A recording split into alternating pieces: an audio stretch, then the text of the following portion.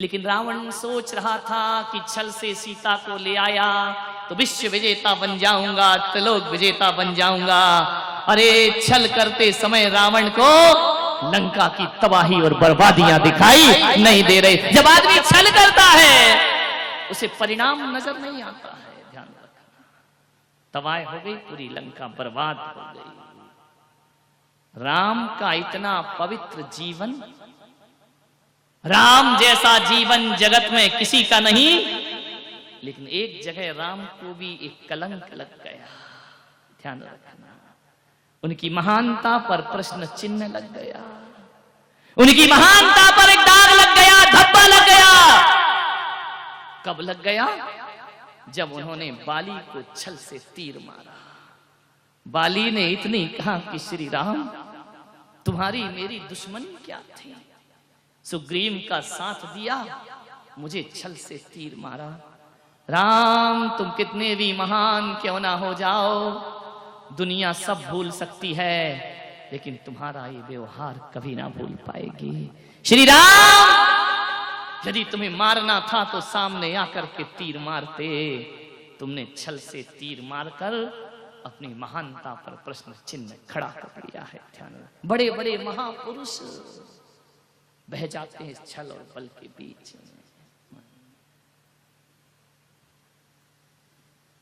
छलना ही तो थी ये सब, छल कपट पूर्ण व्यवहार।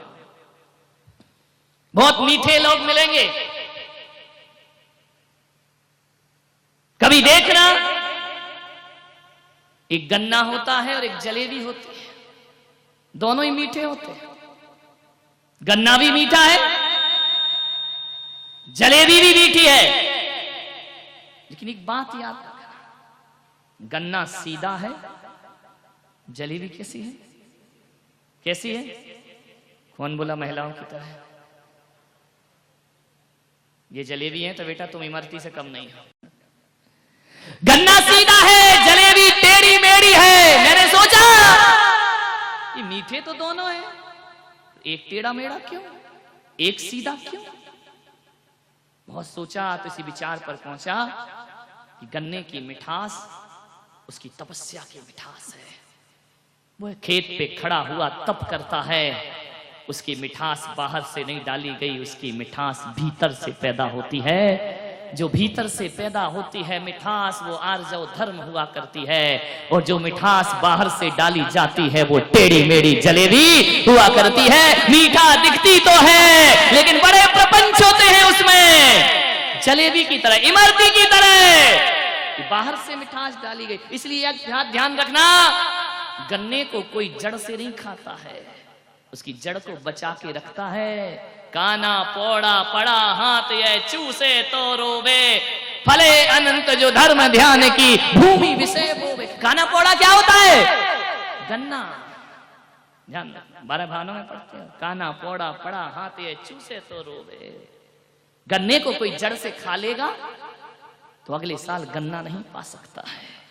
गन्ने को ऊपर से काटा जाता है, जड़ को छोड़ दिया जाता है, वह जड़ अगले साल फिर गन्ना बन करके प्रकट हो जाया करती है। गन्ने को जड़ से नहीं खाते हैं, उसको पूरा समाप्त नहीं करते हैं, क्योंकि उसकी मिठास स्वाभाविक है। जलेबी की तो जड़ ही नहीं है।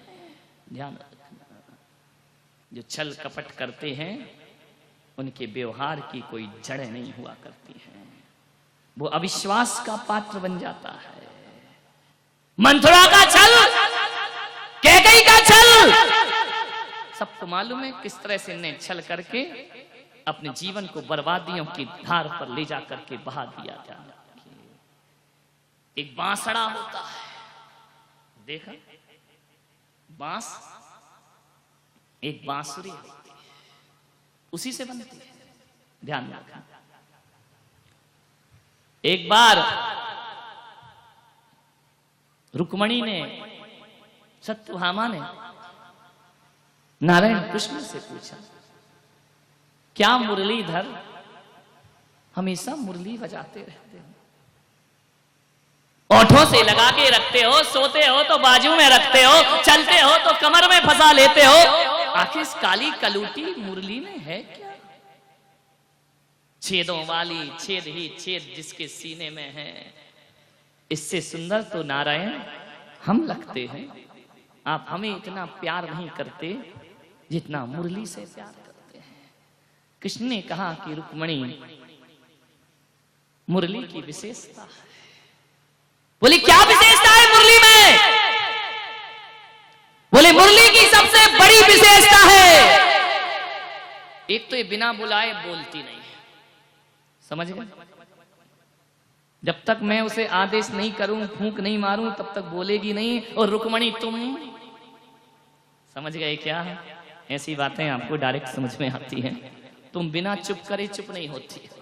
महिलाओं का तो यही हाल है। बोले मुरली बिना बुलाए नहीं बोलती है, और रुक्मणी तुम दिन भर बोलती हो। दूसरी बात, ये जब भी बोलती है बड़ा मीठा बोलती है, और तुम जब भी, समझ गए क्या? तुम भी शामिल हो उसमें, इधर मत देखो, ध्यान रखें। तीसरी विशेषता उसकी, किसके भीतर गांठ नहीं होती है। ध्यान रखना, ये छल कपट प्रपंच नहीं करती है, इसके भीतर कोई गांठ नहीं होती। जिस दिन रुक्मणी ये तीन बातें तुम्हारे जीवन में आ जाएंगी, उस दिन कृष्ण तुम्हारा हो जाएगा। कृष्ण तुम्हें सबसे ज्यादा प्यार करने लगेगा। एक तो बिना बुलाए बोलो मत, एक जब भी बोलो तो मीठा बोलो, और बोलते समय मन में कोई गांठ मत रखिए। जो बांस अपने सीने में गांठ रखता है, वह बांस बांसुरी नहीं बांसड़ा बन जाता है।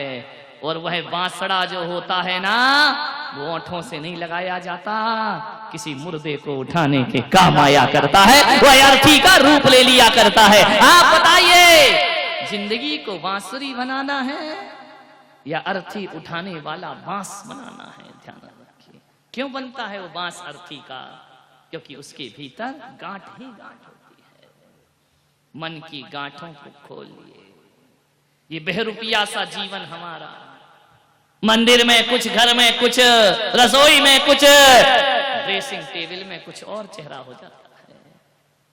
छोड़िए जीवन, एक सजीवन जियो। इसलिए तो दिगंबर संतों के लिए कोई भेष, कोई आभूषण, कोई अस्त्र शस्त्र कुछ नहीं दिया।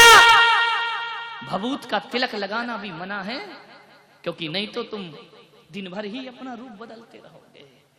हमारा रूप तो सदा ऐसा रहता है। और संतों की ड्रेस, आपके कपड़े आउट ऑफ डेट हो सकते हैं, लेकिन हमारी ड्रेस सदा अप टू डेट हुआ करती है। ये आउट ऑफ डेट कभी नहीं। महावीर के समय से चली आ रही है। कितनी बढ़िया ड्रेस है, लोग कह रहे धोती दुपट्टा पहने, कंफर्टेबल नहीं लगता है, अच्छा नहीं लगता है। पागलो, तुम्हें तो उतना है, मुझे तो उतना भी नहीं है, लेकिन मुझे तो मेरी ड्रेस बहुत अच्छी लगती है। ना धोना, ना सुखाना, ना प्रेस करना है, क्या दिक्कत है? ना इसमें कोई नई फैशन आना, ना पुरानी फैशन होना। कितनी बढ़िया ड्रेस है। एक आदमी बोला, महाराज आप रहते कहाँ हो? आपका आश्रम कहाँ? मैंने कहा मेरा कोई आश्रम नहीं, मेरा कोई ठिकाना नहीं। तो बोले आपका कोई एड्रेस? मैंने कहा जिसकी ड्रेस नहीं उसका एड्रेस नहीं। ध्यान रखना, जिसकी ड्रेस होती है उसका एड्रेस होता है। यहाँ नो कपड़ा नो लफड़ा। ध्यान रखना, कितनी बढ़िया ड्रेस। कभी भी आए बोले महाराज वहां तैयार हो जाइए। अब महाराज क्या तैयार होंगे? नंग धड़ंग बाबा, ये तैयार क्या होगा? हम तो 24 घंटे तैयार हैं। कार्यक्रम में जाने को क्या, मौत भी आ जाए तो दिगंबर संत उसके साथ चलने को तैयार रहा करता है। उसे अलग से कोई तैयारी की जरूरत है। ये भीतर बाहर एक सा स्वरूप है। आप कितने बहरूपिया स्वरूप बनाते, कभी लाल, कभी काला, कभी नीला, कभी पीला, कहीं हरा, कभी गुलाबी। नहीं, यहाँ तो एक ही रंग है। गिरगिट की तरह रंग बदलते हो। ध्यान रखिए, दिगंबर साधना, आर्जव धर्म, भीतर बाहर एक। बगले से तो कागा अच्छा होता है, जो बाहर भी काला होता है और भीतर भी। बगला तो बाहर से सफेद, भीतर से काला। नदी किनारे बैठ जाएगा, ऐसा ध्यान लगाएगा आंख बंद करके, एक पांव उठा लेगा, बगुला भगत ना हिलेगा ना डुलेगा, मछली आएगी फट से मछली को पकड़ लेगा। ध्यान रखना ये बगुला है, बाहर से तपस्वी भीतर का भोगी। ध्यान रखना, पहचानिए अपने जीवन जिंदगी को। दूसरों को ज्यादा मत छेड़ो, दूसरों का मुंह काला करने से पहले ये बात ध्यान रखना, अपने हाथ काले हो जाते हैं। और दूसरों के लिए गड्ढा खोदोगे तो वो गड्ढे में बाद में उतरेगा, तुम गड्ढे में पहले उतर जाओगे। ध्यान रखिए, आग लेकर हाथ में पगले जलाता है किसे? जब ये बस्ती ना रहेगी तू कहां रह जाएगा। दूसरों का घर फूंकने से अपने घर में खुशहाली नहीं आती है। घरों को बसाइए। मैं प्रवचन करता हूं, मैं उपदेश देता हूं, तुम्हारे घर अच्छे से बस जाए, तुम्हारे व्यवहार अच्छे हो जाए, तुम्हारा परिवार अच्छा हो जाए। नहीं होगा तो मेरा क्या बिगड़ेगा? लेकिन नहीं, सर्वे भवन्तु सुखिनः सर्वे सन्तु निरामया। कोई दुखी ना रहे इस संसार में, इस संत का प्रयास रहता है। मन कुटिलता से बचिए। एक बार मुल्ला नसरुद्दीन अजमेर से चला, कहां पहुंचा? कौन बोला? ग्वालियर। वो तो बाजू में बैठे मुल्ला जी। अजमेर से चला ग्वालियर, रविवार का दिन, आज का ही दिन था। उसने कहा यार बड़ी मुश्किल से छुट्टी मिली है, चलो बीबी को ले आते हैं, इसके बाद तो फिर हफ्ते भर मुझे टाइम नहीं मिलेगा। बहुत रश चल रहा था। जैसे ही स्टेशन पर पहुंचा, इतनी भीड़ कि ट्रेन में पैर रखने को भी जगह।